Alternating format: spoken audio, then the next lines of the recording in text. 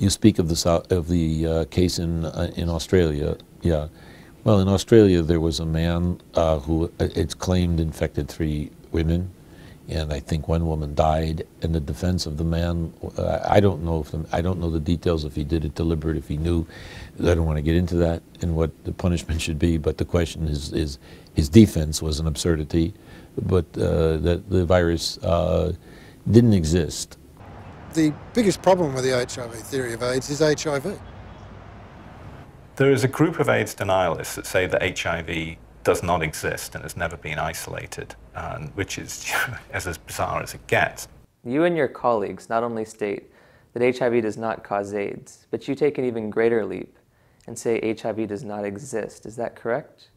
Oh, it is partly correct. We do not say that HIV doesn't exist. It may exist, but the presently available data does not prove its existence. But how can you say that when world-renowned scientists like Dr. Gallo and Dr. Fauci say HIV does exist? Are you telling me and the world that they're all wrong? No, what we're saying is there is the evidence there, the data in the scientific literature, which is published.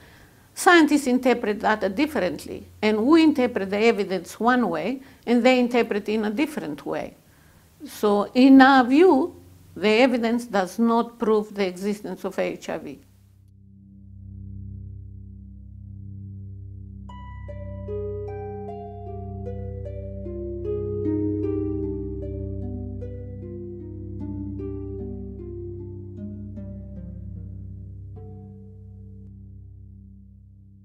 We've all seen pictures. We've seen electron micrographs of HIV. How can you say something that we see isn't there? You didn't see electron micrograph of HIV. What we see is electron micrograph of particles which look like retroviruses. But it's one thing to look like and another thing is to be a virus. The one thing I don't understand is how can you question the existence of a virus when there was an international lawsuit against the United States government and Robert Gallo for stealing the French virus? I mean, it seems to me there must be a virus there if somebody stole it. That's the problem. Under no circumstances Robert Gallo could have stolen Montanier's virus, even if there was such a virus. Because what Montanier sent to Gallo was supernatants from his cultures. And in the supernatant, the viruses don't last for too long. And in fact, the particles have to have knobs on their, or spikes on their surface to be infectious. And these knobs are lost. And in fact, nobody has proven that they exist. But even if they exist on HIV, or the particles, they're lost very rapidly. So it is impossible for Montanier's, for Gallo to have stolen a virus from Montanier. So can you prove to me that HIV doesn't exist? I can show you what the evidence shows, what Montanier, for example, presented, because everybody accepts that Montanier is the discoverer of HIV.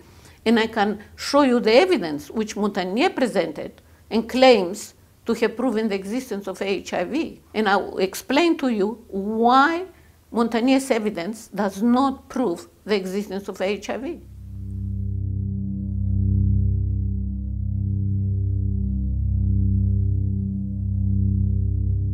What do we mean by virus isolation or virus purification?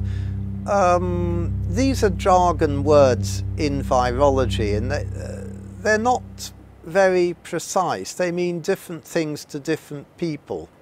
Now, Dr. Gallo and Dr. Fauci talked a lot about isolation and purification. Can you tell me what the difference is between the two? Isolation, what was it? Isolation and purification. Of the virus? Yes. Well, you isolate a virus by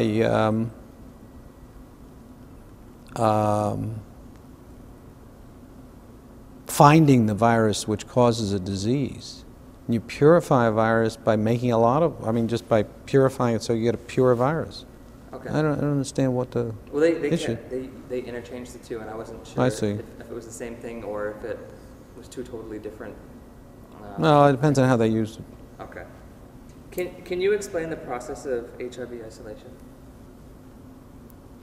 Well, didn't Dr. Gallo do that? I mean, he actually isolated it. So, Yeah. I mean, why should I do all of this? This is all textbook stuff you're asking me. I'm not quite sure what's behind your question about isolation. I don't want to be your textbook, you know? I got other things to do. Isolation is essentially getting the virus from the patient and being able to transmit this virus to another cell to reproduce the infection and to have a continual supply of the virus, and that's called an isolation. Purification is just obtaining the virus free of cellular contaminants or other contaminations, but it doesn't mean necessarily that the virus is infectious.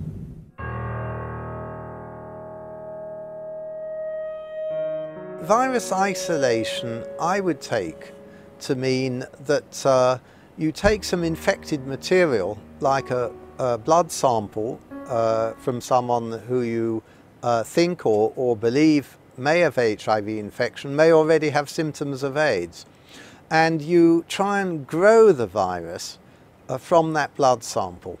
So you would put the blood sample into culture, you would stimulate the lymphocytes to proliferate with various growth factors or cytokines, and you would harvest the virus from the culture medium that you're growing it in. You would spin out the cells, separate the cells from the supernatant, and you would look for the virus in the culture medium. That needn't be a pure medium, because you can use markers of the virus that tell you it's there, such as the reverse transcriptase enzyme. So you can see evidence of the virus without actually purifying particles. In that very first paper from the French group, published in May 1983, there were two things that appeared to class it amongst the retrovirus family. One was reverse transcriptase activity, and one was actually looking at virus particles with the electron microscope. The title of the 1983 paper by Montagnier and his colleague is Isolation of a T lymphotropic retrovirus from a patient at risk of acquired immune deficiency syndrome, AIDS. Now, the word isolation means to obtain something or to place something apart, or to obtain a substance separate from everything else. Apparently, Montagnier by isolation did not mean this, but something totally different. And I'll explain to what he meant by isolation. He did three main experiments. The first experiment, he took lymphocytes from a patient, now is known as BRU, and he cultured them with many substances, including PHA and other growth factors. What are growth factors? They are substances which make cell to multiply. Okay. Right? Or to live, and to stay alive in the culture. And after 15 days, he discovered their reverse transcriptase activity. And they claimed that this proved the existence of a retrovirus in their patient, in their patient's cells. Every 2 days we were taking the supernatant, looking for the presence of the enzyme that transform RNA to DNA, the reverse transcriptase, because we know that this enzyme is associated to virus particle. So we were testing for this enzyme activity in the supernatant. What's so special about reverse transcription? Anytime you're searching for a new agent, you want to have some simple measurement of the presence of that agent. In times past, you would put it on cell culture in the laboratory, and suddenly these beautiful cells will all start turning into dead cells. You say, oh, something's there. And then you put that into an electron microscope and look and you can find it. All those are rather difficult things to use. If there's something that the virus produces in this culture, you don't necessarily have to see all the dead stuff. You just can take off some of the liquid it's growing in and test it. And one thing you can test for a retrovirus is reverse transcriptase. And it just happens to be that's a laboratory test available for it, so you just take a little bit off, put it into a chemical assay, and you can do it very, very simply. So it's a matter of something that you can put a lot of specimens through and something that's simple to do, so you can really get maybe not a direct picture of the virus, you can't see it, but you can get evidence that it is there, like fingerprints. Then he took the lymphocytes, which originated from bruised lymph nodes. He took these lymphocytes and cultured them with the lymphocytes of a healthy blood donor. And there, again, he detected reverse transcriptase activity. So Montagnier found reverse transcriptase activity, and according to him, this proved that the retrovirus was there. But the only way to say that the existence of reverse transcriptase or the detection of reverse transcriptase activity proves the retrovirus was there is only if reverse transcription was specific to retroviruses, which is not the case. In fact, today nearly everybody accepts that reverse transcription or reverse transcriptase activity is non-specific to retroviruses. In fact, at present, everybody accepts that reverse transcription is present in all normal cells. In fact, as far back as at the beginning of the 1970s, Gallo himself have shown that normal cells, when put in culture and they're stimulated or they're cultured with PHA, they will start having reverse transcriptase activity.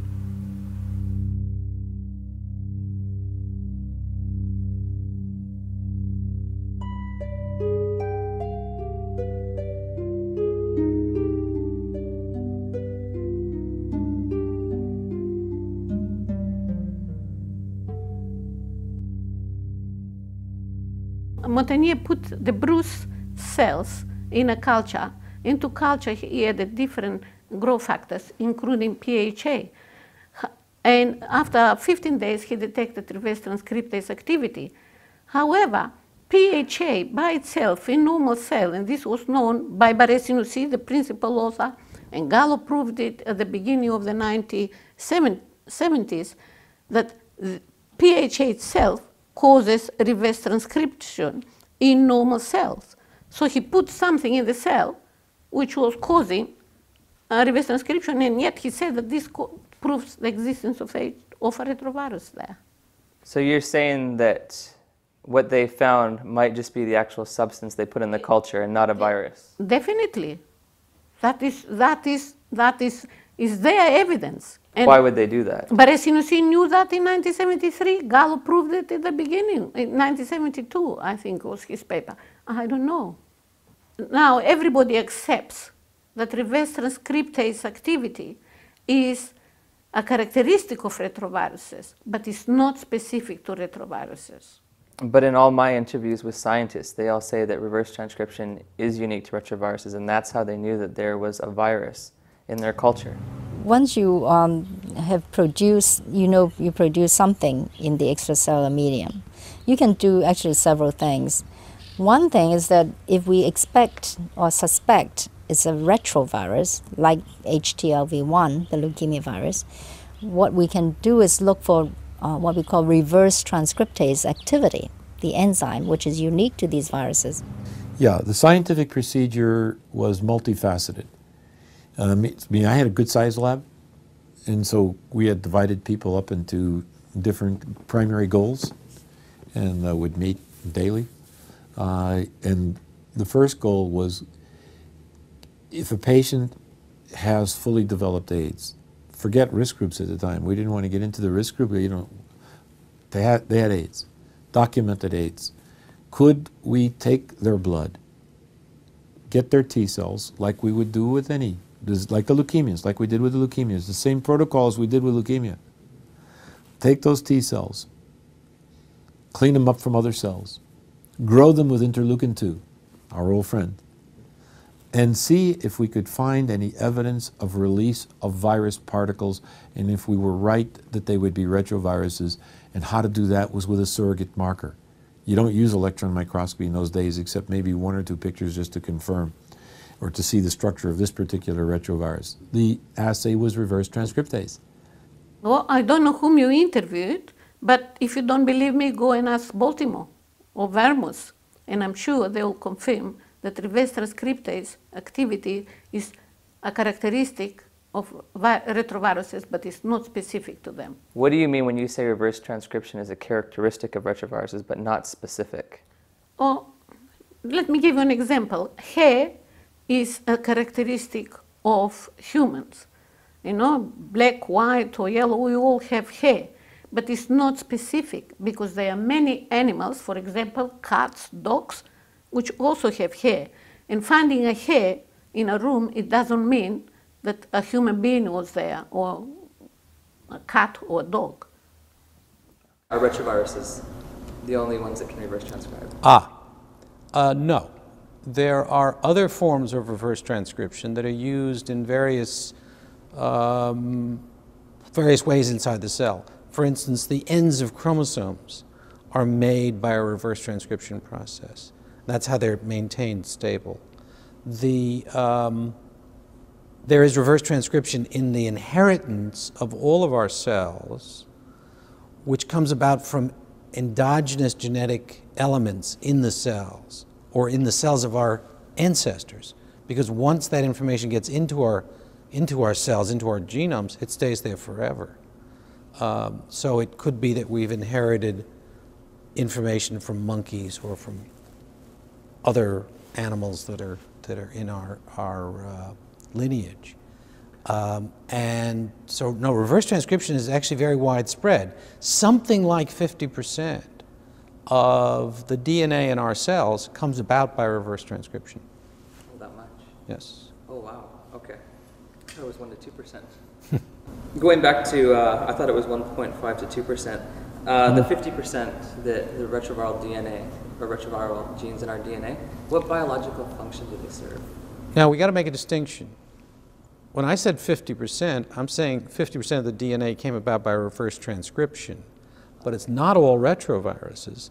Lots of it is just repeated elements that are there as what we generally consider to be parasitic DNA. DNA which is, other people call it selfish DNA. DNA which is in there because it's able to copy itself and reintegrate itself in other places. And this is something that's going on all the time. And it builds up. Why do you think they used reverse transcription to prove the existence of a virus if they knew that it wasn't specific to viruses? I don't know. It's as simple as this. I don't know. In fact, they went one step further. In the second experiment, they have taken the cells from their patient and mixed them with cells from a normal blood donor. And in that culture, again, they put PHA and other growth factors, substances, which make the cell to survive and grow. And again, they found reverse transcriptase activity. And this time, they claim that the finding of reverse transcriptase activity in the second culture proves that the virus was transmitted from the patient's cells to the normal donor cells. And in fact, they say that this proves isolation of HIV. But they must have used some other criteria to state that they had a new virus. There was no other criteria. In the first, they had a third experiment, but in the first and second experiment, that's how they are described in their paper. It was the first experiment, reverse transcriptase activity, the second experiment, reverse transcriptase activity. They are the only evidence they have published. So in the from the first and the second experiment. So in both experiments, they fed the culture substances which artificially cause reverse transcription? Yes. Yes, they fed them, just one of them, PHA, by itself, it will cause reverse transcription in normal cells, in non-infected cells. What are your problems with the third experiment? Well, the problems, first of all, again, they took the supernatant, the fluid from their second experiment, and put it in a culture which contained umbilical cord lymphocytes. And in that culture, they also found reverse transcriptase activity. Again, the reverse transcriptase activity, they already use there this PHA and other substances which can cause reverse transcription in any culture, if the conditions are right. Then we have the virus particles. They have published electron micrographs showing virus-like particles budding from the cells and released in the supernatant. But just seeing virus-like particles is no proof that they are viruses, because you can have virus-like particles and they're not viruses. In fact, the third problem with the virus, with the particle, is that they use umbilical cord lymphocytes, which originate from placenta. In placenta, it was known in the 70s that they release virus-like particle and they have reverse transcriptase activity. So find them in this culture is no proof that they originated from Montanier's patient. In Montanier's paper, they publish electron micrographs of HIV. No. We see pictures of the virus. We see pictures. These particles were in, as I said, in umbilical cord lymphocytes. And umbilical cord lymphocytes originate from placenta. And there was already a lot of evidence by this time that placenta can release virus-like particles. What's more is Montagnier, when he described the particles he has seen, he said these particles are typical type C particles. Viruses, retroviruses are classified in different categories, one of which is type C particle. And they said that the virus they have seen is a typical type C particle. Typical type C particles have been many times published in the 1970s from normal placenta. In fact, most of the placentas was shown to have reverse transcriptase activity and typical type C particles. So finding these particles there, even if they were virus, they could have been just originating from the normal placenta. So finding the particles and finding reverse transcriptase activity in the umbilical cord lymphocyte culture does not prove that the patient was infected with a virus.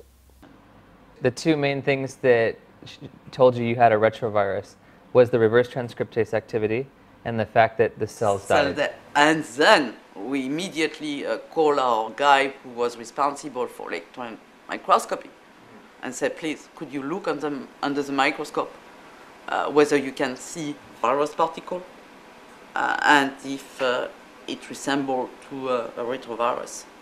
Okay. Okay. And what did you see? What did you guys see when you looked under the electron microscope? And after quite, it was very difficult because it was only few cells infected, so it was a very difficult task for him to find a cells that was just producing this particle, but finally he found it. And he found one lymphocyte with a budding particle, typical of retrovirus, and very close from these cells, one complete mature particle that resembled to a retrovirus.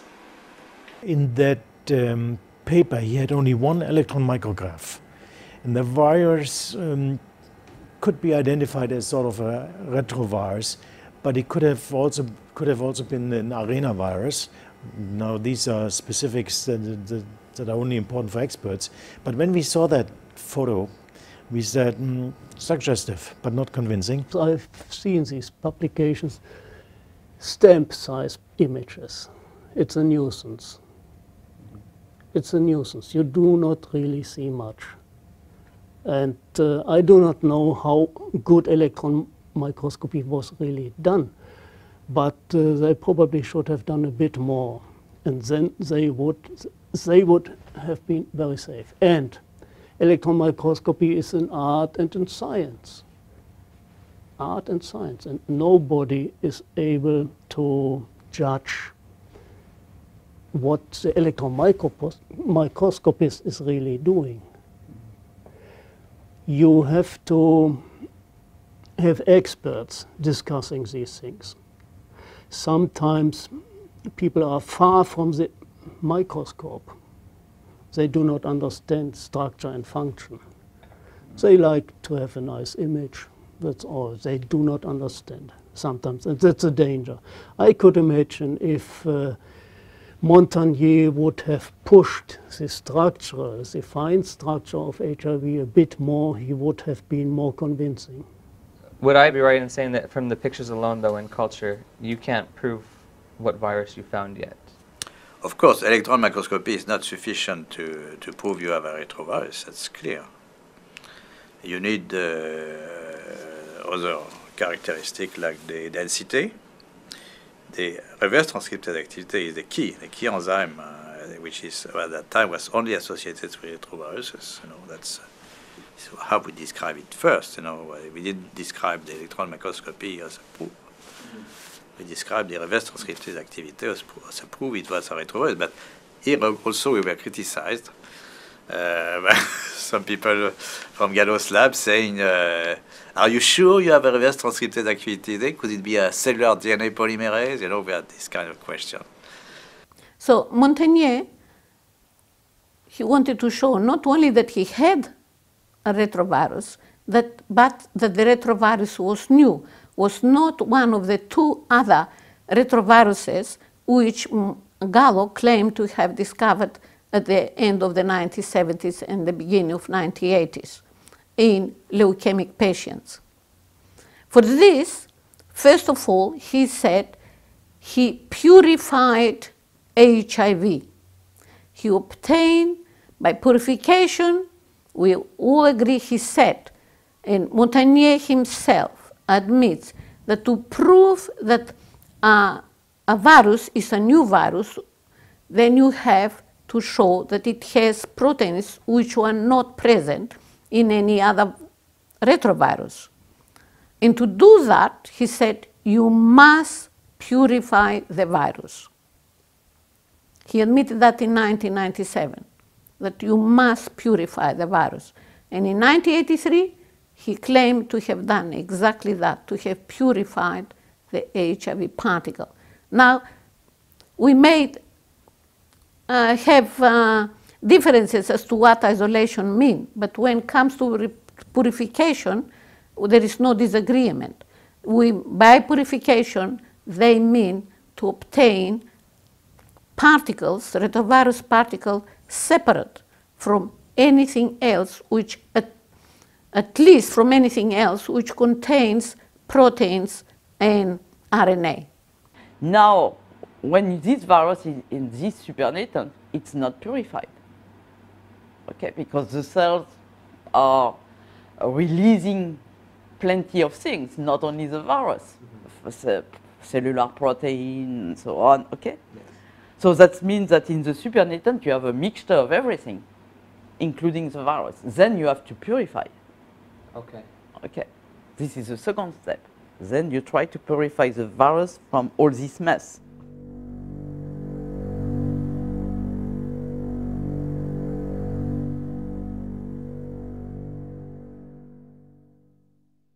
When we started in the early 80s, we were trying to purify the virus by a sucrose gradient.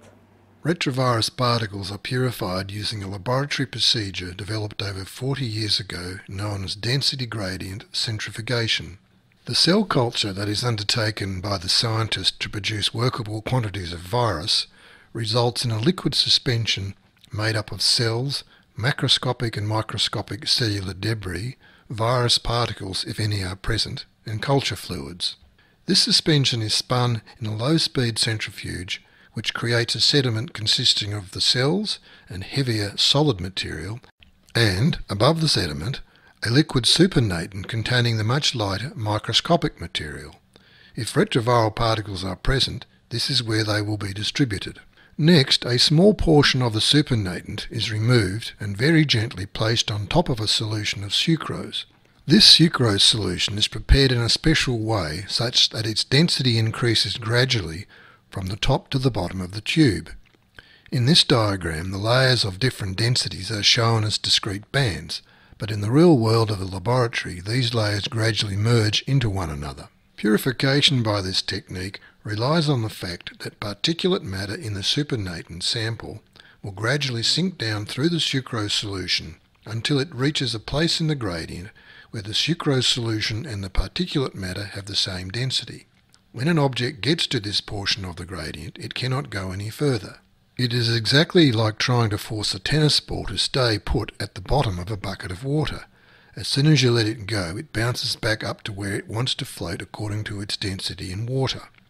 This means that in the sucrose density gradient, all objects of the same density will eventually congregate at the same place in the gradient. In the case of retrovirus particles, this is where the density of the sucrose reaches 1.16 grams per mil.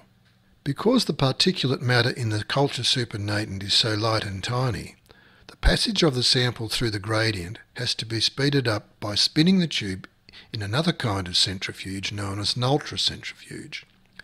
This machine rotates the tube at speeds between 40 to 60,000 revolutions per minute and produces a force many thousands of times gravity. In this diagram, we have assumed the supernatant sample contains retrovirus particles, and you can see them gradually moving through the gradient and being arrested at the 1.16 grams per mil density. Here is a short demonstration to illustrate how a sucrose density gradient solution can be used to separate objects of different densities, in this case beans and macadamia nuts. In this simplified version, we will use a two-band density gradient consisting of water with a density of 1 gram per mil and sucrose at a density of approximately 1.5 grams per mil.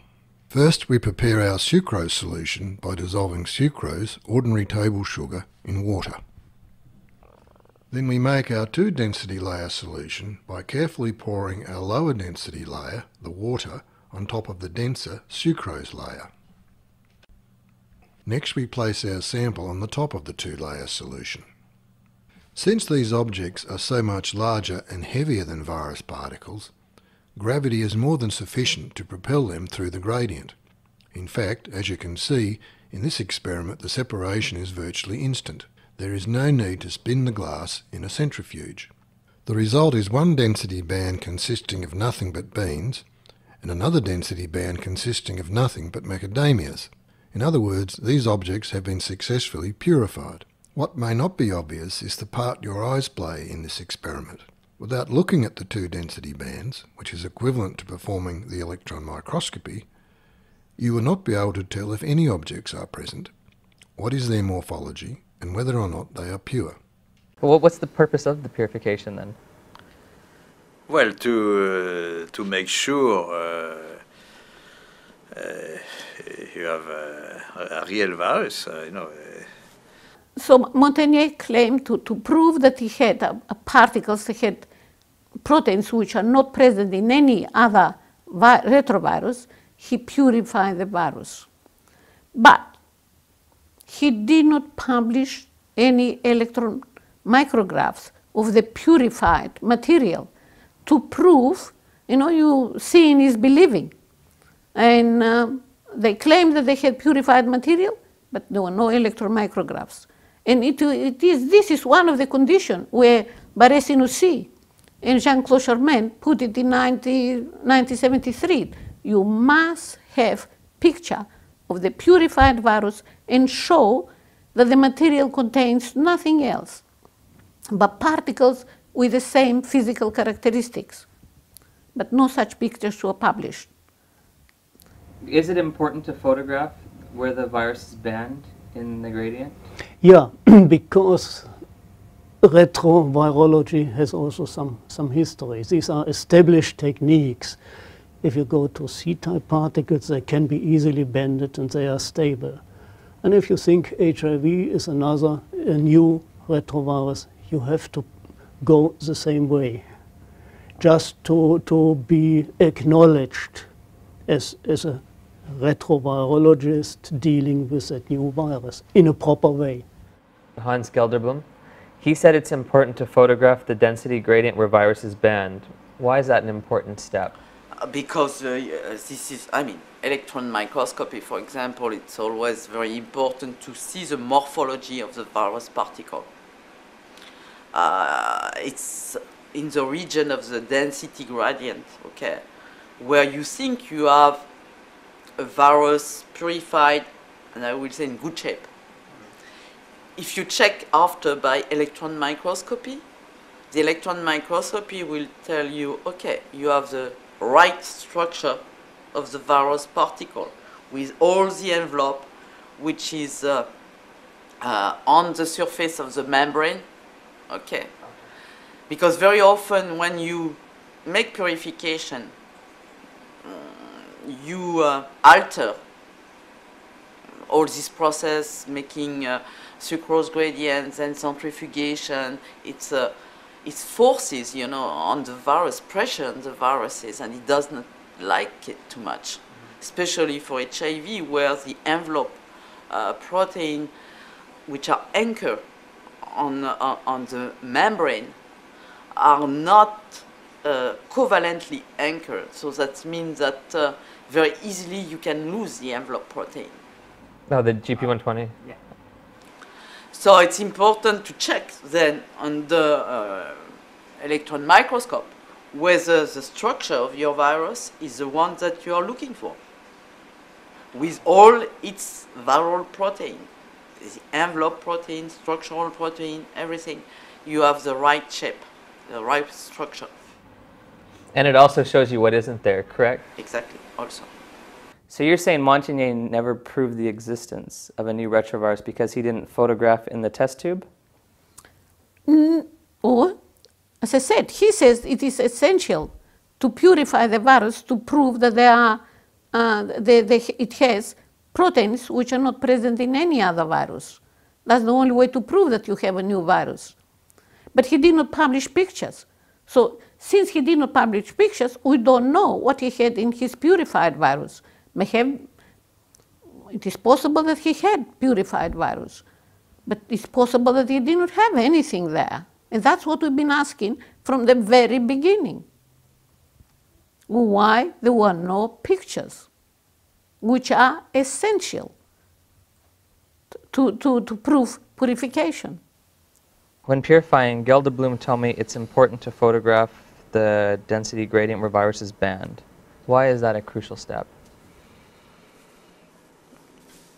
Well, Gelderblum, I know him well. He's a good electron microscopist in Berlin. And actually, he gave me the best picture of my virus. Oh, really? Yes. Well, of course, in order to purify, you have to make this sucrose gradient density equilibrium to have a sharp band. And if you take that sharp band, you have almost pure. Not completely pure, because there are cell vesicles which have the same density. This is why you don't see in the picture, you have a mixture of cellular vesicles, and viral particles. So, is it really important, or is it not really important? For us, it's not important. But some people say, if you don't have complete purification, how do you know the disease is not caused by something else? To silence them, how come you guys didn't just show pictures from the gradient instead of just the culture? We first show it from the culture. Just by centrifugation, but not sucrose gradient, just by making a pellet of the virus, you could look at it also this way. But here, of course, you have many impurities, coming from the cell. The sucrose gradient has the advantage to partly purify the virus, but again, even in the band of the virus, you have also cellular vesicles, which have the same density. but not the same look, of course, at the electron microscope. And you're saying that in the purified banding area, there can be other contaminants, and that's why pictures are essential? Yes, in the purified, the method they used, you can get, by this method, you can get material which is not viral, but it has proteins, it's cellular fragments. You know, the cellular fragments can, with this method he is using, could be at the same place. And then you can have there only cellular fragments, or you can have a mixture of cellular fragments and viruses. But it's important, it's crucial to have a picture. If you separate by density 1.15 gram per ml, you have a lot of vesicular stuff inside, not related to virus. Detritus, a reaction product of the cell. You have a lot of host cell constituents in that band. That's not too nice. So are there other particles that can look like retroviruses in that band? Yes, in that material you can have cellular fragments, and they have proteins and they have RNA, which retroviruses have, and in fact they may even look like retrovirus particles. So it is important to have, it is crucial to have an electron micrograph of the material for us, for example, and from any other scientist to believe what they are claiming. When you purify HIV, there are some challenges because it's contaminated with cellular debris. But I said. And particles that look like retroviruses but are not infected. Yes, as I said.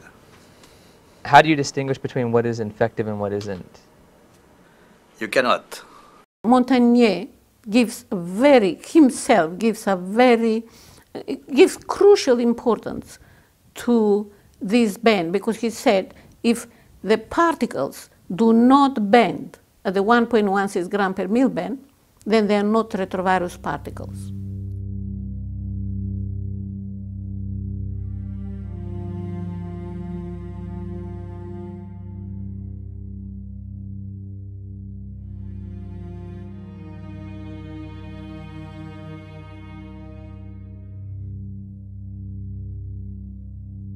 The world accepted those papers and the pictures that he did present as being evidence of a new virus.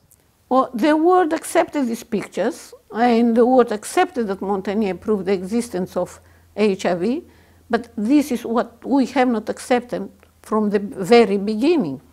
We've been questioning, we've been asking in scientific papers, and today neither Montagnier or anybody else has responded to these questions. Isn't there a chance that you're wrong, since everybody concedes that Montagnier did isolate HIV and purify it? Well, who's seen it? We're giving you the evidence. And to me, this evidence, and to my colleagues, this evidence does not prove the existence of HIV. Now, most of the people may have not even read the Montagnier paper, and yet they accept that Montagnier proved the existence of HIV. We mustn't forget that doctors are very busy, and it is very hard for everyone to go and study in detail all the claims. You have to really put a lot of effort to put all the things together. But it's been 26 years since Montagnier published his papers. In 26 years, billions of dollars have been spent on HIV research. So doesn't the fact that, isn't Montagnier's paper kind of antiquated? I mean, hasn't it been proven that HIV does exist in the past 25, 26 years? Well, nobody has presented any better evidence for the existence of HIV than Montagnier and Gallo. Gallo presented similar evidence. The difference between Gallo and Montagnier was that Gallo used, instead of umbilical lymphocyte T cells, he used the leukemic cell line. But Otherwise, they publish the same findings. And their findings today, still even today, are the best evidence anyone has presented for the existence of HIV. So let's go to the test tube. What did Montagnier find in the purified band? Montagnier took the proteins from that band, which he said, or the material he said was purified HIV, and then he reacted them with sera from his patient. And in the purified material, he found 3 proteins which reacted with antibodies which were present in the sera of his patient. P80, P45, 41 now, and P24. He said 41 was a cellular protein which contaminated his virus, made no mention of P80, and he said P24 was viral. Well, the question is, why only P24 viral and not P80? From antibody-antigen reaction, you cannot prove the origin either of the antibody or the protein. And he did not have evidence that P24 was coming from a particle. In fact, we did not know that there were any particles there. And then he said, he defined it by this reaction that P24 was viral and the antibodies were viral. This cannot be done scientifically. HIV is said to have 9 proteins. Yes. But Montagnier only found 1 protein yes. in his purified culture. That's one of the big questions. If what he had there, what he called purified virus, it was HIV, and so it will have had all the proteins which a virus has, which HIV has, 9 or 10 proteins. And the patient, the antibodies which reacted with the P24 should have been also antibody to all these other proteins. And yet, the patient didn't have any antibodies to react to the other proteins, and we don't know if he had any of the other proteins. So this is a big question. You cannot have a virus which has only 1 protein. The question is now, if that was a protein, if he had purified virus, where were the other proteins? And if the patient was infected with the virus, where are the other antibodies? How can we have only 1 protein and 1 antibody? It is not possible. But unlike Montagnier, who considered P24 the only HIV protein, and 41 as being a cellular protein, Gallo in 1984 considered 41 as the most specific HIV protein and not a cellular protein. So maybe Montagnier was just wrong and Gallo was right. Unless you know that you have a purified virus, unless you have evidence that there was a purified virus, you don't know which one is right. Because Gallo did not have any electron micrographs. Gallo could have said that 41 is HIV if and only if he had published electron micrographs and showed that what he called purified virus had nothing else but virus-like particles. Now, the next criticism is that Montagnier's particles, he said that his particles are typical type C viruses. Then, in 1984, he said that his particles were type D particles. In Levy, at the same time, said that they were type D particles. Gallo, again in 1984, said that the particles he's seen were belonging to the family to which his previous viruses existed. And so, and they are type C particles. The 2 retroviruses Gallo claimed to have discovered, they were type C particles.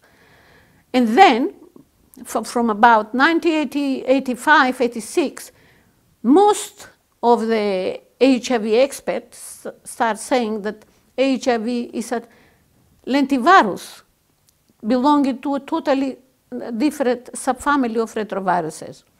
And even today, there is still disagreement as to what subfamily and species the HIV particles belong. Anywhere you travel in the world, you're going to find somebody that generally looks like somebody else. And when I look at electron micrographs, all viruses look the same to me. So is there really a difference between whether it's a C or a D or a lentivirus? Is it that big a deal? Well, there is a big deal because they belong to different, according to retrovirologists, they belong to different, not only to different species, but to different subfamilies. And this is not different than saying that people saying that they see, one and the same thing, and yet what they see, some see a human being, others see a chimpanzee, and others see a gorilla. The difference is that much. We all belong to the same family. Chimpanzees, humans, and gorillas belong to the same family. All the retroviruses belong to the retroviral family. But we are in different species, and so are the HIV particles. Would a trained eye be able to look under the microscope and easily distinguish between a type C, a type D, and a lentivirus? That's what they say. That's what the electron microscopy say. Using the electron microscope, how easy is it for you to differentiate between all these retroviruses? Because they all look, to someone like me, the untrained eye, they all look the same. Certainly not. I will be able to teach you within half an hour. We have made a nice summary on these structural differences. You can measure.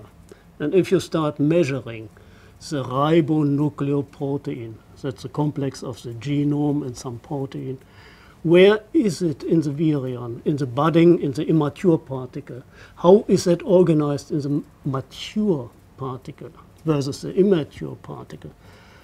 What about the glycoproteinops? These are questions that can be quantitatively assessed. So you really can make an objective diagnosis. So for someone like you, it's easy to tell the difference? Yes. The cone-shaped core is very identifiable. It looks very different than a C-type, is that right? Yeah, absolutely. Okay, or at least to the trained eye. No. You will see it. Oh, okay. How come, in your opinion, did Gallo and Montagnier see C-type instead of lenti when they looked under their electron microscopes? Because they had it in the brain. Oh, they saw what they wanted to see? Yeah. Oh. Still, the purification is the biggest problem, the purification. Once, if you don't have purified, if you have no good purification, as Montagnier said, if you have no good, you got to have purification to be able to characterize the virus.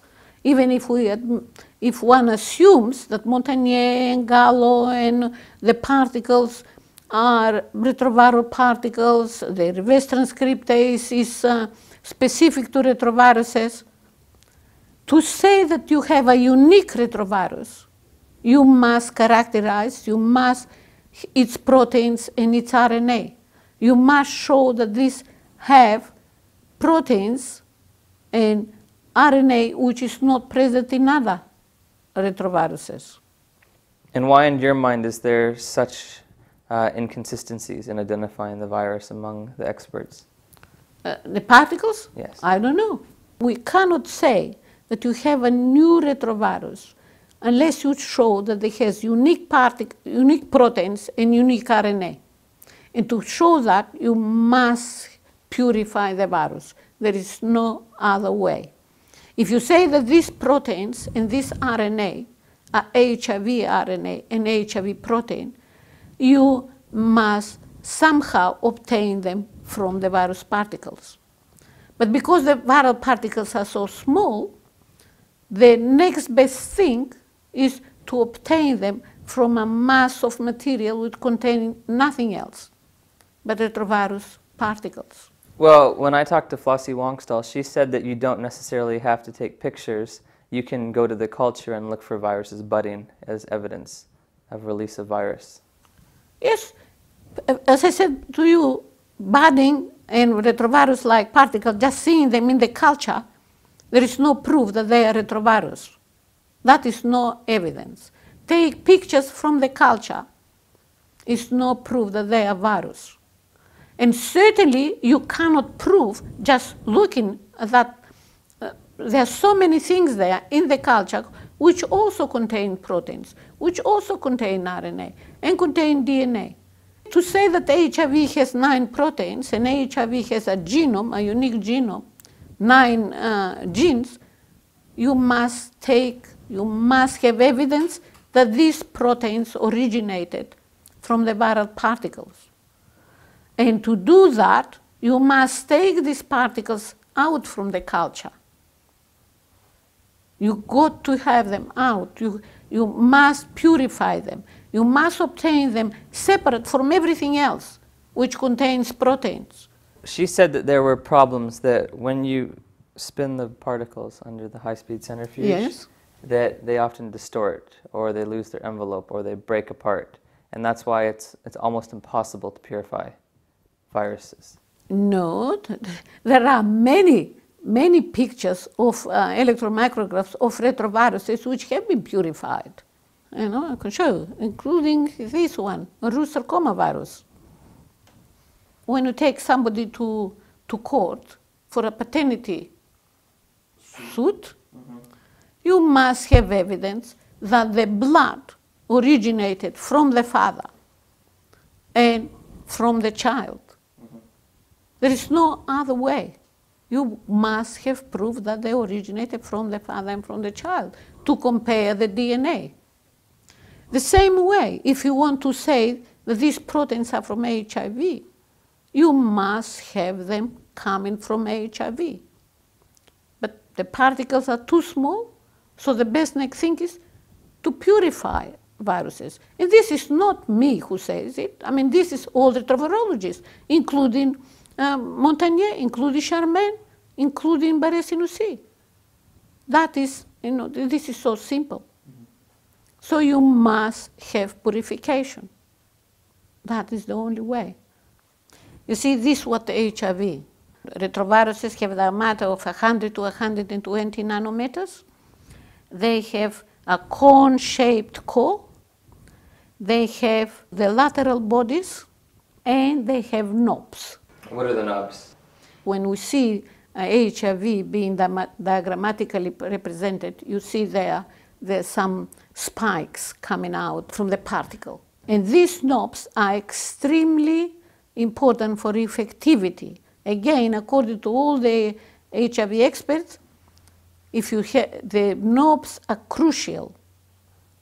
They are essential for infection. No knobs, no infection. And there is no infection, the particles cannot be viruses. So a complex process of an interaction of the outer protein of the virus, called the envelope, with molecules on the surface of the cell are essential for a virus to enter the cell. And when we speak of entry, we essentially mean the guts or the internal component of the virus that contains its genetic information in the form of RNA and certain other proteins. Today, nobody has proven the existence of knobs in the cell-free particles.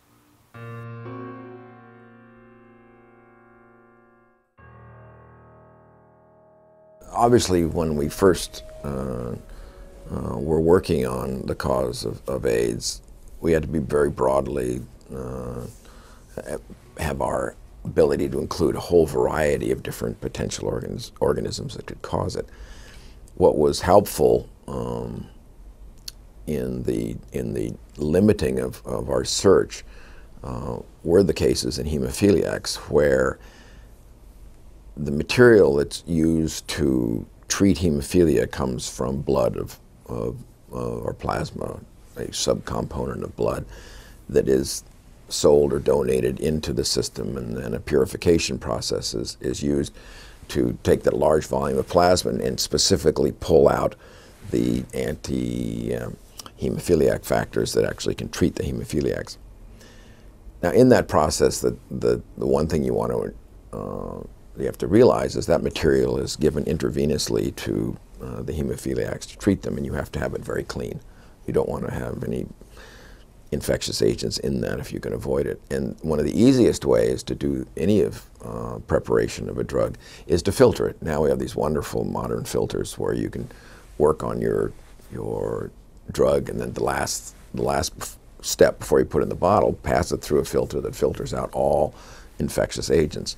Now I say all, meaning that the filter can only filter out those that the filter can catch, which is the bigger agents. That bacteria and parasites are much bigger than viruses. And those filters indeed will filter out all the bacteria and make it, quote, sterile. That is, you cannot grow bacteria from it. But yet we knew that after this process that they were still getting this disease, which could have been caused by a virus, a bacteria, or parasitic disease, or whatever. But since all of the larger bacteria and parasites are eliminated in these filters, then you can assume that the disease that you're looking at is caused by a virus. And does it also filter out the infected cells? So is it just pure free-floating HIV virus? The factor VIII material is cell-free, so it's only liquid material, and that liquid material could contain many infectious agents from the donors of all these. Literally, there's hundreds of donors in each of these batches. And when you filter it out, you filter out all the bigger organisms, that is, bacteria and parasites. You're only left with viruses that go through the filter. I reckoned that a virus that would survive the purification of clotting factors from human blood was more likely to be a virus without a cell membrane, a small virus like a parvovirus, and I would not have put a retrovirus at the top of the list. And yet, when HIV was discovered, it was indeed a retrovirus. I think my scientific reasoning was perfectly correct, but I was deluding myself nonetheless. Is there something harsh about the factor process? Well, I didn't realize how unharsh the purification of clotting factors is. We were talking about purification. Those clotting factors are anything but pure, and they were tainted with this virus. They were tainted with hepatitis B virus, with hepatitis C virus, which also was not discovered until long after HIV was discovered. So HIV was just one of several viruses that was passed in clotting factors. Here it is a paper which was published by several authors, with a co-author Geldenblum, and they say they have found that on the average, immediately after release, after the knobs are released, as particles into the fluid, there are 0.5 knobs per particle. And they said even these 0.5 knobs, they may be false positive. That is, there are no knobs at all.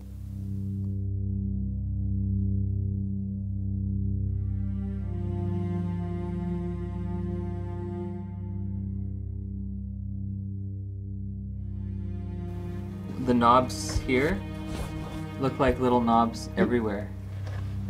Yeah, okay. There's a chance that you have some dirt, of course, in the cell culture.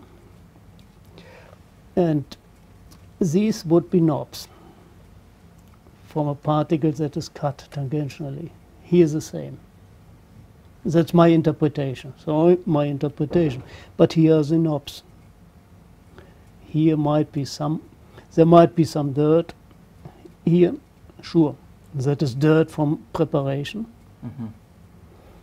But don't these look like knobs too, coming off of this big one? Yeah, you know, there are glycoproteins also on the cell.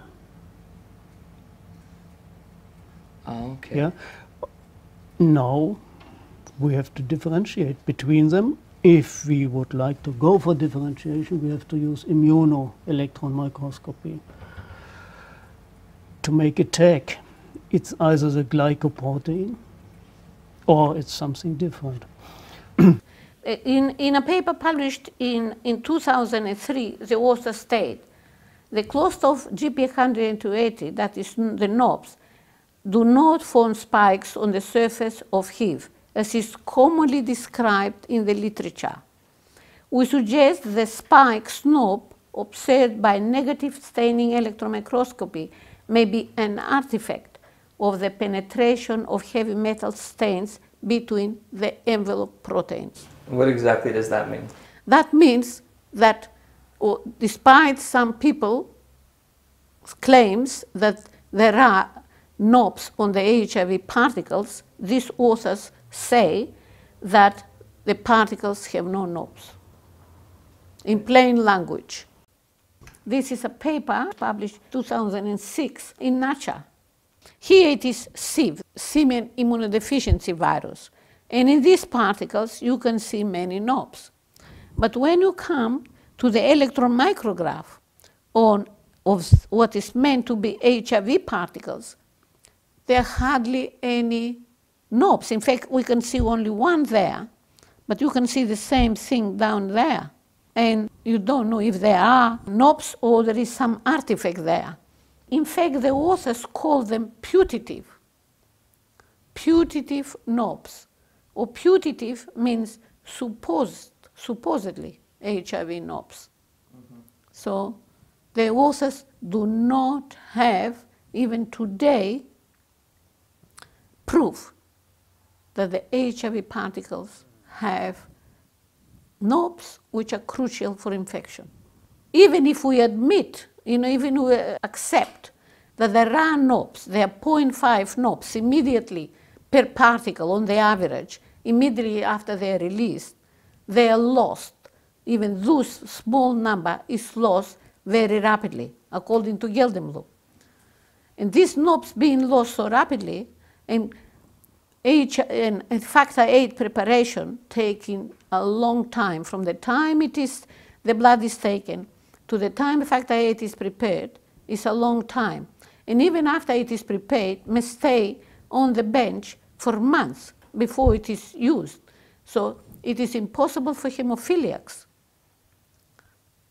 the factor VIII, to contain an infectious HIV particle, even if HIV exists.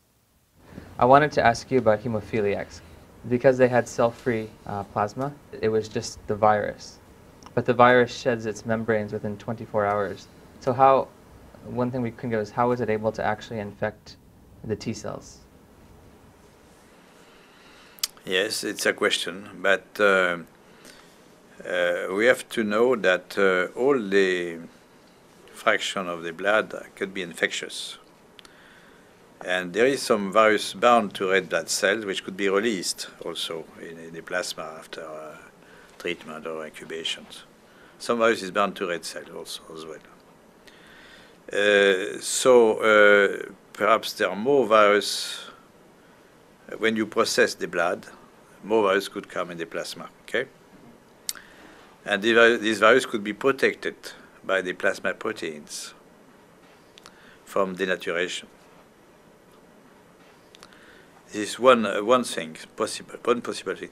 The other is the quality of the host. Hemophiliacs are fragile. Being transfused many times, their immune system also is depressed before they get infected with HIV. So they are prone to HIV infection because of their immune system weakness. Okay. So combining this with the fact that the virus could exist also in forms which are studying now, which probably are more resistant than we think for the usual particles, could explain. The little ones. Yes, little ones, or they bound to macroplasma proteins. That's possible that macroplasma are more resistant, perhaps. Macroplasma envelope could be more resistant than the viral envelope. Okay. But there are all hypotheses. This is not based on solid data, of course. This is just they are just assumptions. But you are right. We have to explain why hemophiliacs have been so easily infected with plasma products. For you, the entire existence of HIV rests upon the fact that there are no pictures of the purified gradient. Is that correct? It is part of it. That is the most crucial evidence which you need. If you don't have these pictures which prove that there are, in the purified virus, or the cold purified virus, they are virus-like particles, then the whole experiment, and thus the existence of HIV, is finished. And you're saying to date there is no pictures of purified virus? Today, there is no pictures of purified virus. And certainly, Montagnier did not publish it, Gallo did not publish it, Levy did not publish such pictures, Weiss did not publish such pictures. And the only pictures which have been published was, in fact, this is admitted by the Franco-German researchers in 1997, when the first attempts, the first pictures of what is called purified HIV were published by two groups, one from the United States and one in a Franco-German study. You said that in 1997 they did try to purify HIV, is that correct? Yes. And you're saying they weren't successful? They are not successful. And what is more important, these authors, they accepted or they admitted, but by 1997 there is no evidence for purification. And here it is. This is from the Franco-German study. Virus to be used for biochemical and serological analysis or as an immunogen, that is as an antigen, is frequently prepared by centrifugation through sucrose gradients. And they said, in none of these studies has the purity of the virus preparation been verified. So by 1997, there is no proof that HIV has been purified. But did they purify HIV? They tried. So they accepted this. As I said, we've been asking this for the very beginning to have some evidence for HIV purification. And these authors tried to present, or they did their best to purify HIV. And here is their evidence. This is the Franco-German study. And they had material which is meant to represent purified HIV. The top and the middle is material obtained from infected cultures, and is meant to represent purified HIV. The bottom part is material obtained in a similar manner from non-infected cultures. Mm-hmm. And as you can see, the arrows, they said, represent the HIV particles. First of all, this cannot be said to be purified virus. As you can see, they are not purified particles. In fact, only the particles which they put the arrows are said to be particles which look like HIV. The rest are all cellular fragments, or called vesicles. In the material which is obtained from the non-infected cultures, you can see even there are some particles which may look like the one which is arrowed. So it is significant that the authors do not call this material purified HIV. In fact, they call it purified vesicles from infected H9 cells, the top, and activated cells. So the authors admit that this cannot be considered purified HIV. With all the effort they put, they could not obtain purified HIV. Okay. It is also important that the particles which are arrowed as representing HIV, they don't have all the morphological characteristic attributed to HIV. There is no evidence for knobs.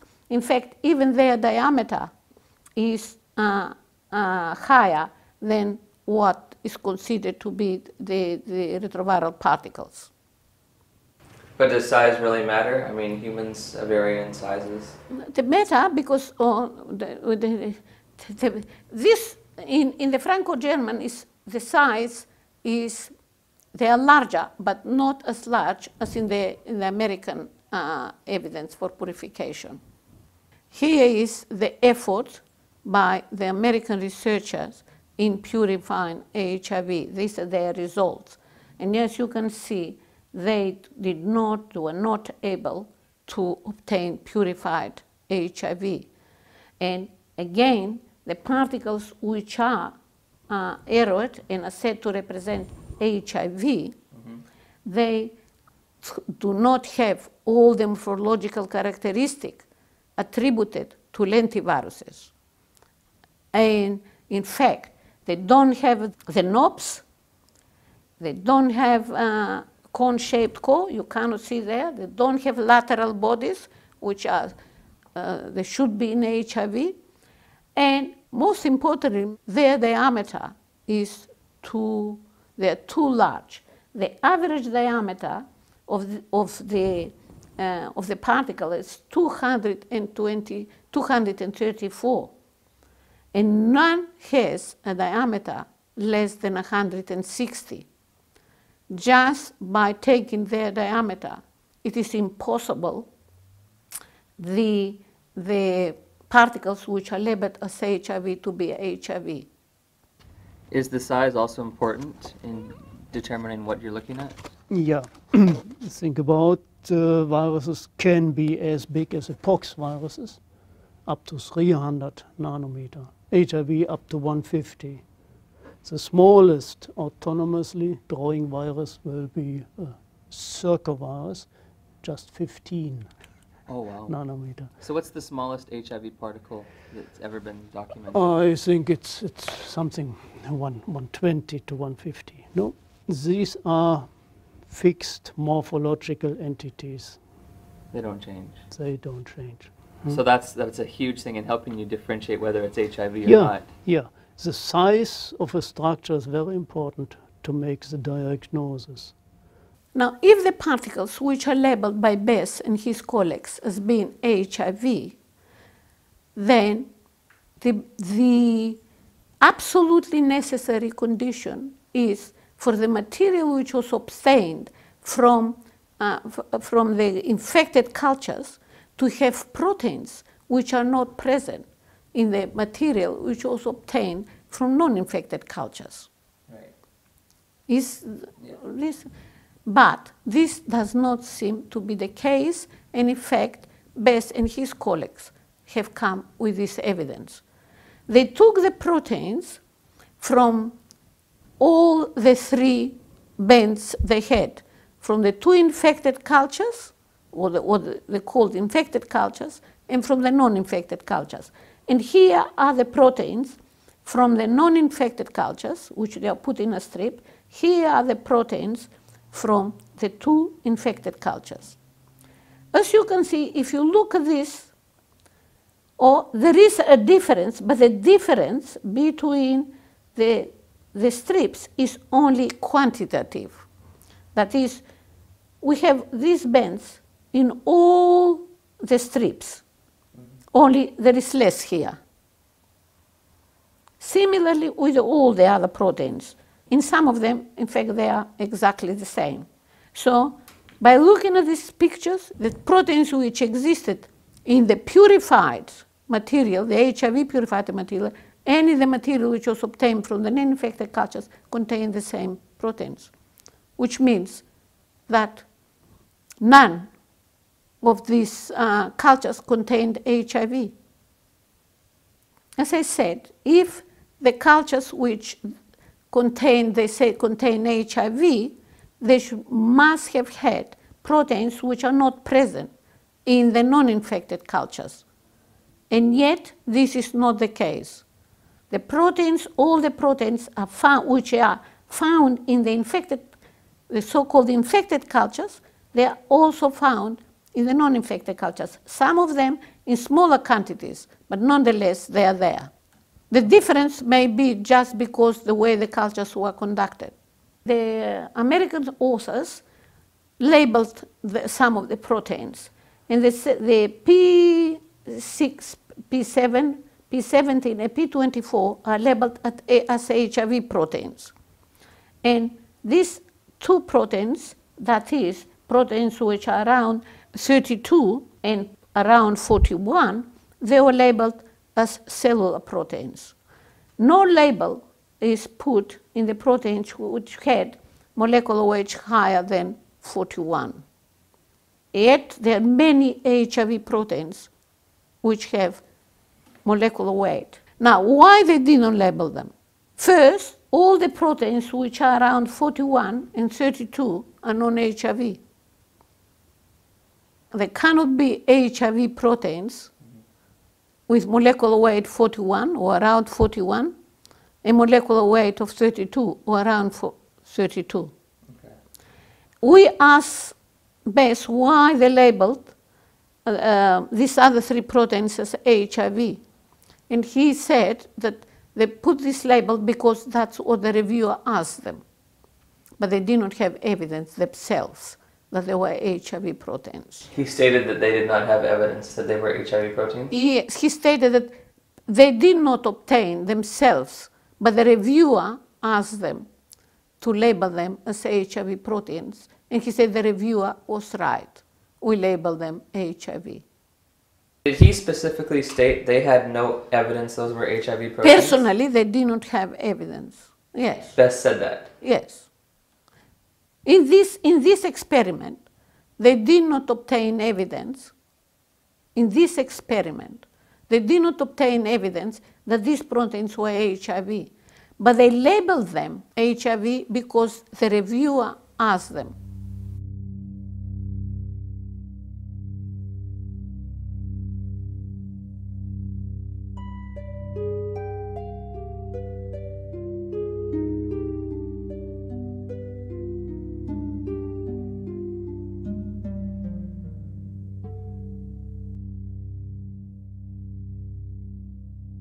So the question is why they didn't label the proteins higher than 41.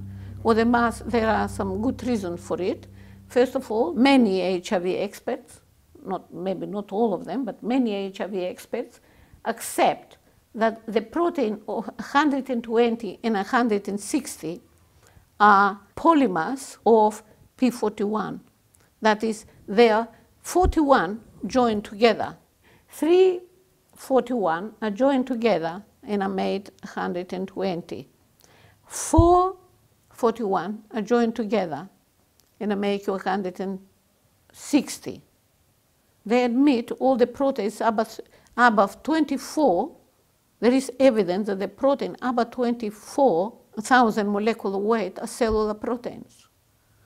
And they also know that the proteins, well, is molecular weight lower than the P70 and P6, P7, they are subunits of proteins with a high molecular weight.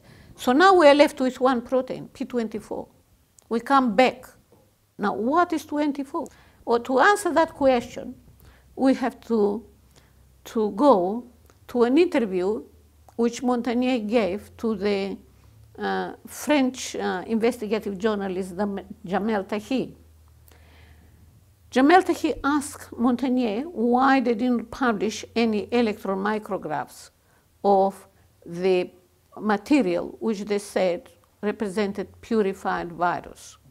And Montagnier responded, we found some particles, but they did not have the morphology typical of retroviruses. Jamel Tahi insisted to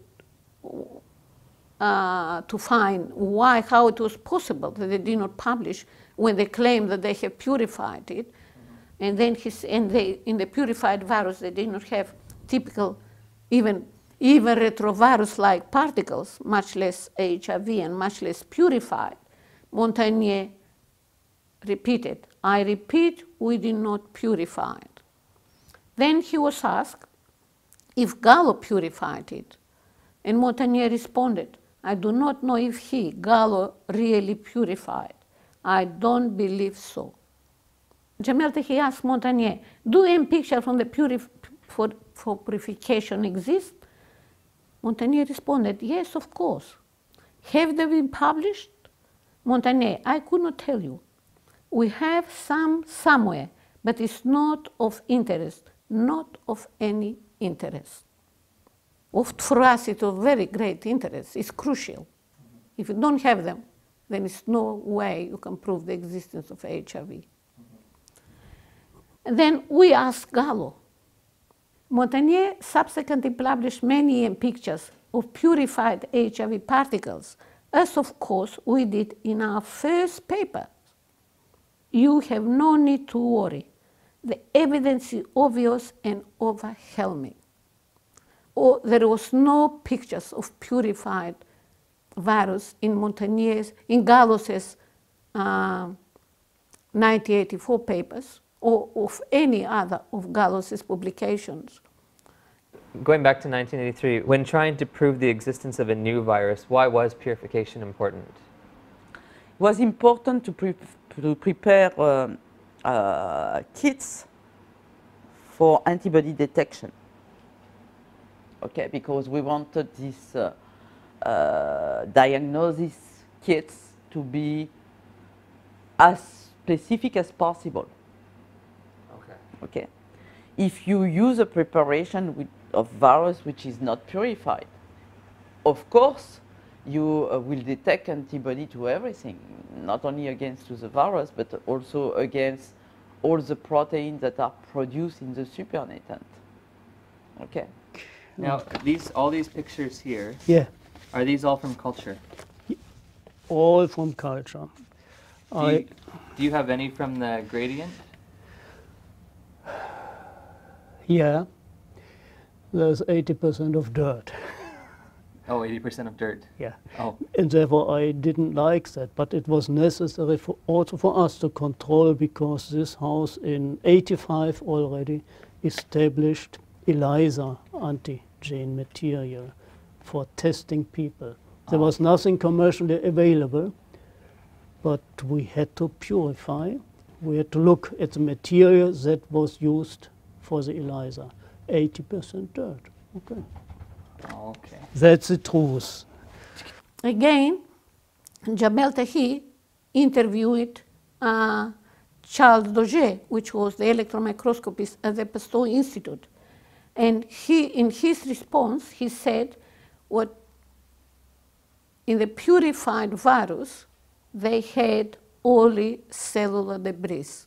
They never had virus.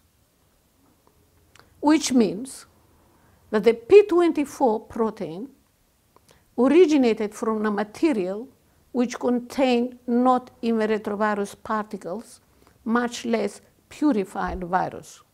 So in 2001, the EM specialist from Pasteur admitted they never saw anything? Yes. Yes, he admitted that they never saw any virus-like particles, much less purified virus. In fact, what they had there was cellular debris all day long. Well, what's the purpose of the purification then?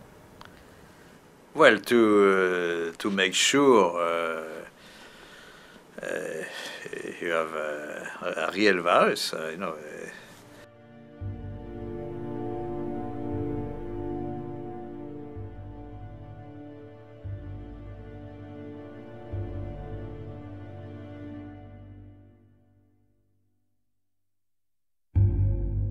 The P24 originated from a material which did not even have virus-like particles, much less purified virus. So it's cellular debris? Yes, had only cellular debris, which means you cannot have a better evidence that P24 is a cellular protein, cannot be HIV. If it originated from a material that contains only cellular fragments, it has to be a cellular protein. Now, even if we assume that P24 is an HIV protein and that Montagnier discovered the first one-protein virus, this creates even a bigger problem. This is because retroviruses have an enzyme called reverse transcriptase, which is a protein. That's why they are called retroviruses. Their name derives from this protein. If they don't have this protein, if they don't have this enzyme, the virus cannot be a retrovirus. That would be like having an object which does not have any wings, and yet you still call it an aeroplane. Now, we know that in his experiments, Montagnier found reverse transcriptase activity. And on the basis of this activity, he claimed to have proven infection of brew and his cell cultures with HIV, as well as detection, transmission, and isolation of HIV. CSP24 is not a reverse transcriptase protein, as you can see from the picture. It means that all Montagnier did was prove what they all knew all along. Reverse transcriptase activity is not specific to retroviruses. Under the right conditions, it can be detected in all cells infected with a retrovirus or non-infected with a retrovirus.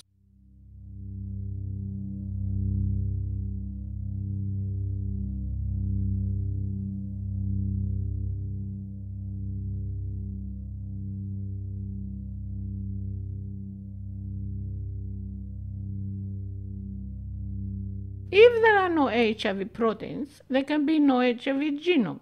What Montagnier and Gallo call the HIV genome is nothing more than a form of RNA known as adenine-rich RNA, which they found at the 1.16 gram per mil band among other RNAs and DNAs, despite the fact that Gallo never published proof that the band contained retrovirus particle, and Montagnier admitted it did not have any. They call this RNA HIV RNA.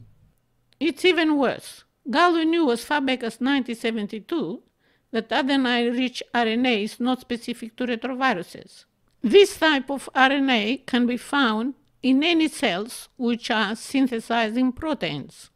In any case, the existence of HIV and even its causative role in AIDS were both accepted well before any genomic studies were published. Today, we have not yet proof for the existence of any of the HIV proteins. And if you don't have proof for the existence of other proteins, you cannot have proof for the existence of the virus. Well, what's the purpose of the purification then? Well, to make sure you have a real virus, you know. How come you guys didn't just show pictures from the gradient? We first show it from the culture. Just by centrifugation, you know, but not sucrose gradient.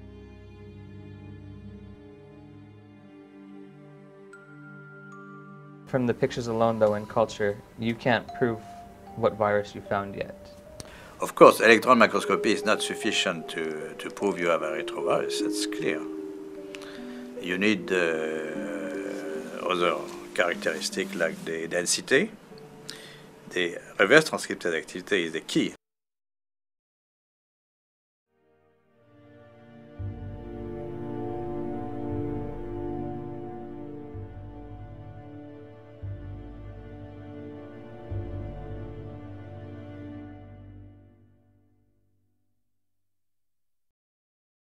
We didn't describe the electron microscopy as a proof. We described the reverse transcriptase activity as a proof it was a retrovirus. No, reverse transcription is actually very widespread. Something like 50% of the DNA in our cells comes about by reverse transcription. When I said 50%, I'm saying 50% of the DNA came about by reverse transcription, but it's not all retroviruses. The problem is that they detected non-specific phenomena. Reverse transcription, particles, and we've seen all the problems with particles, and antigen-antibody reactions. And so you can't take a whole lot of things that might be something and turn them into that something. That's the problem. If you're walking down if you walk into an empty space and you find an engine block and a fan belt and a generator lying on the ground, what do you say you've got? Do you know what you've got? I mean, is that a car? Could it be a boat? Could it be a plane? Could it be something someone uses on a farm to lift grain up? It could be all those things. You can't make something specific out of a whole lot of things that are non-specific. So they used a whole lot of non-specific and just preferred to believe that this is what they'd found.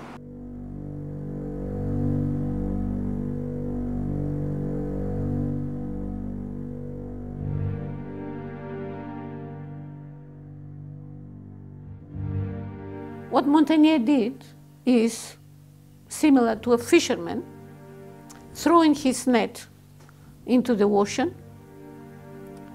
pulling it back, looks at it, finds no fish,